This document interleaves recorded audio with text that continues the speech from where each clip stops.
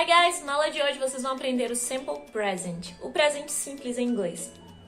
Sabe no português quando eu conjugo o verbo cantar, por exemplo, eu canto, tu cantas, ele canta, ela canta, nós cantamos, vós cantais, eles cantam. Olha como o verbo cantar se altera, tem praticamente uma forma diferente do verbo cantar para cada pronome. No inglês, a facilidade se dá porque você vai decorar apenas duas formas diferentes. Então você só precisa aprender com que pronome que eu uso cada forma do verbo. Quando a gente fala de Simple Present, você vai focar muito na terceira pessoa do singular, que é ele ou ela, né? O he, que é ele, o she, que é ela, ou it, que é um pronome novo no inglês, que serve tanto para ele ou ela, sabendo que você está falando de coisas e de animais. Foca nesses três, nos pronomes especiais, vamos chamá-los assim, a terceira pessoa do singular. Porque o verbo ele vai aparecer de apenas uma maneira para eles três e de outra para todo o resto, para o eu, para o você, para o nós, para o eles e elas. O foco aqui é na terceira pessoa do singular, ele ou ela. Como conjugar o simple present no inglês, na afirmativa. Por exemplo, eu quero dizer, eu bebo água, uma frase simples. Essa frase ela é formada pelo sujeito, né, que no caso apareceu como o pronome pessoal eu. Tem que ter o sujeito, depois tem que ter o verbo principal, ou seja, a ação que a pessoa está realizando, que no caso é beber, né? E o complemento da frase. Espera. Tive que interromper o meu próprio vídeo para lembrar vocês de um detalhe. Quando a gente aprende o presente no inglês, a gente tem que estar atento a duas situações. Primeira, se na frase tiver o verbo to be, que é o ser ou estar, esse que você está vendo no quadro, então a gente vai seguir a essas regras, porque o verbo to be ele é especial, ele tem as regras próprias dele. Realmente a gente tem que reconhecer a importância do verbo ser e estar, né? Ele é muito usado em conversas do dia a dia. Então ele tem as regras só dele. Então lembre-se, as regras do verbo to be você já deve ter aprendido comigo, essas do quadro, né? Tanto negativa, interrogativa. E as regras do simple present dessa videoaula você vai aprender para todos os demais verbos, tá bom? Onde tiver verbo to be, aplica-se regra do verbo to be. Onde não tiver o verbo ser ou estar, qualquer outro verbo, aplicam-se as regras que você verá a seguir. A regra é bem simples. Se for um dos pronomes especiais, ou seja, a terceira pessoa do singular, ou você vai acrescentar S no verbo, ou vai acrescentar IES ou ES. Na maioria deles, vai acrescentar apenas um S. Por exemplo, o verbo drink. Se ele tiver conjugado na terceira pessoa, no ele ou ela, vai ficar drinks.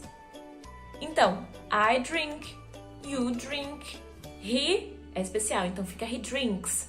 She também, she drinks, it drinks.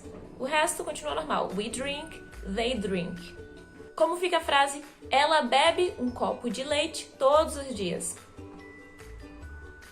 She drinks, né? Tem que flexionar agora o verbo, porque é a terceira pessoa. She drinks a glass. Glass é vidro, glass também é copo. A glass of, um copo de milk. Every day, todos os dias. She drinks a glass of milk every day. Como dizer, nós comemos juntos todas as noites. É uma frase no presente simples. O verbo comer é eat, então fica we eat together, juntos, every night. Nós comemos juntos todas as noites. O verbo eat não se altera, porque o pronome é we.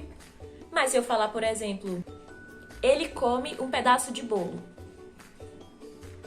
He, que é ele, eats. Botei o S, porque é a terceira pessoa. He eats a piece of cake. Ele come um pedaço de bolo. Mas como nem tudo são flores, né? Não vai ser essa facilidade toda para sempre. Tem alguns verbos que são irregulares, né? Eles não vão obedecer à regra que a gente está acostumado. Ah, quando for a terceira pessoa, bota S, pronto. Não. Fica uma coisa totalmente diferente, né? O verbo irregular, como você já deve conhecer. Então, por exemplo, o verbo have, que é muito usado. Have significa ter. Eu tenho, I have.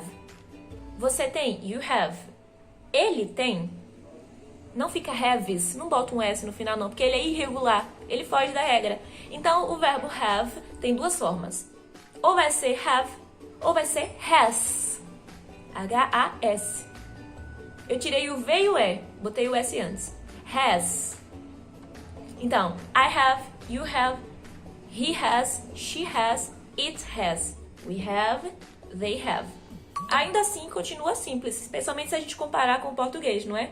Então, monta a frase, nós temos uma casa grande. We have a big house. Fica have porque o we não é nenhum dos especiais que eu falei, não é terceira pessoa. E big é o adjetivo, então ele vem antes da casa, né? A big house, uma grande casa. E se for, ele tem uma casa grande. He has a big house. Aprendeu a afirmativa?